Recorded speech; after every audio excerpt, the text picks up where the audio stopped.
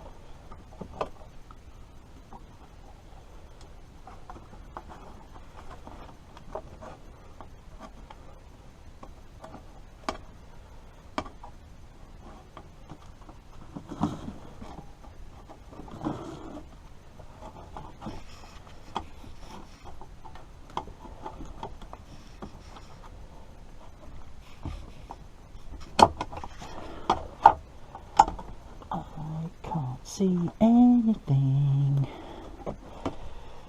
Right. You go there. You go there.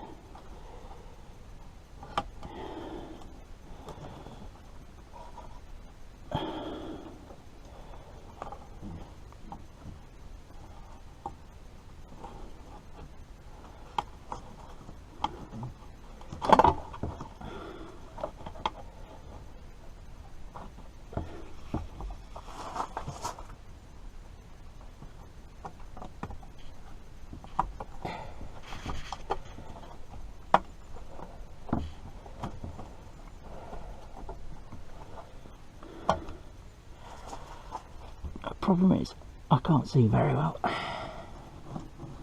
I'm trying to get the pump bracket through this housing.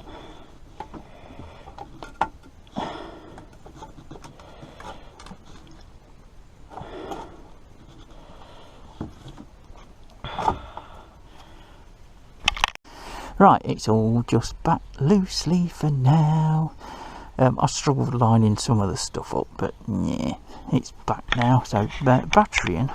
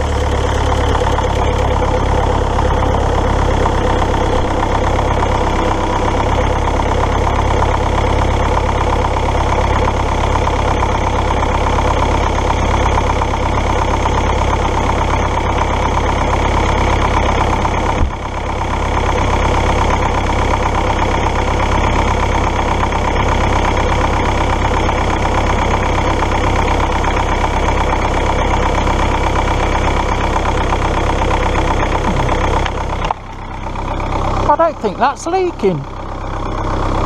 That might just be enough to get me running for the week. Cold engine. And the Webasto's firing up. Oh. Yeah, it's sucking.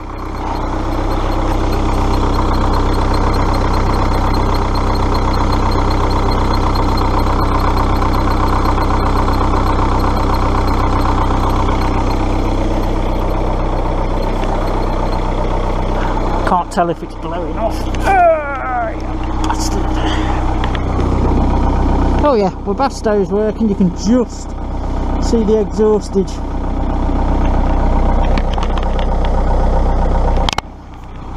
I really must fix that under tray. Yeah, anyway, partial success. Woo! That's the Webasto just working. Now normally you don't hear that under the bonnet, but at least she's working, which means she's warming up. Oh yeah! Oh, oh. I tell you what, boys and girls, that Webasto's doing the trick. It's 1 degree out. Oh, can you see that? Can you see it's 1 degree? Hang on, let me adjust. So it's 1 degree out. The Webasto's now working, which I'm pretty sure it was working in the week, but couldn't be certain. But now I've heard it kick on and what have you. It's fucking brilliant, because it means obviously the car warms up that bit quicker. That's the whole idea of it, is to get heat into the cab before the engine warms up. And diesels are notoriously slow to warm up. If you've ever driven a van or an HGV and left it idling for any period of time, you'll know that a diesel will run itself cool. I mean, this takes 6-7 miles to start coming warm if it weren't for the Webasto. If the Webasto's not kicking on and it's about 6 degrees outside, it's about 6-7 miles. As you can see, you know she's been running about 15 minutes now and she's barely off the cold, but she's running and that pump's not leaking. So I think I'm fairly confident to use the car. But what I'm going to do, obviously it's only 1 degree and it's going to freeze again tonight. I don't know how frost affects super glue. So what I'm going to do is I'm going to try and start it again tomorrow. We've got healthy charge, and it's so I'll just say I'll shut everything off. I mean, if I shut the climate down, the Webasto should shut down as well. It only comes on with the climate, and it didn't fire up when I first fired the car up because I have everything switched off when I'm not using it. In the summer it's not a problem because you know, the batteries don't get cold, but in the winter I turn everything off before I shut the car down. And I was always told with the turbo car, regardless of whether it's petrol or dieselolium, to let it idle for 10 seconds before you switch it off, just so there's oil in the turbo. And it's like, I don't know if that's true or anything, but you know, that's what I do as well. So she's been idling a little while. We know that she runs. I'm a very happy bunny, because if needs be, I will fit the new pump, because it's silly not to. Because it's new doesn't mean it's good, but I'll do it all. Jim, you've got diesel on your hands, you're inviting in, you know, you skank. Anyway, if you expect high quality, you have come to the wrong place. But I will fit the new pump, and I'll take my time about it. I've just literally just slapped everything back together there, because I just wanted to know if the pump leaked. Well, the pump isn't leaking, so it'll be handy as a standby. I could always, you know, keep it in the boot for an emergency. Hand tools that I normally have in the boot, I can swap that pump over. Say if we're up Scotland and it goes, or the other one starts leaking, I've got one, and I shall wrap it up in some bubble wrap so it don't stink, and I'll make sure there's no fuel in it. But no, I'm happy with that result, and I'm waffling. In fact, I've probably, out of this 3.5 minutes, I've probably waffled for 3 minutes. So, normal content. There's a new channel that's been on my radar a little while. He's a lovely bloke, and I've mentioned him before. If you want a giggle of, if you just like absurd crap like I do, but it's sort of got a basis in cars and motorcycles and stuff like that, please subscribe and go and have a look, and if you like it, subscribe and like Project MGTF, which is my mate Simon. He's a lovely lad, although I think I've already probably corrupted him. And there's Boaty's World, you must have a look at that, he's a nutcase. There's Mustard and Boaty Do Cars, and then there's Project Nigel. All these channels sort of started off as like car channels or motorcycle channels with Simon as well, and they've basically just turned into a modern version of the two Ronnies. And to be honest, I can't wait to meet them all, because I think we're going to get on like house on fire. So we'll see. So I'm going to shut this video down now. I'm going to shut Rosie down.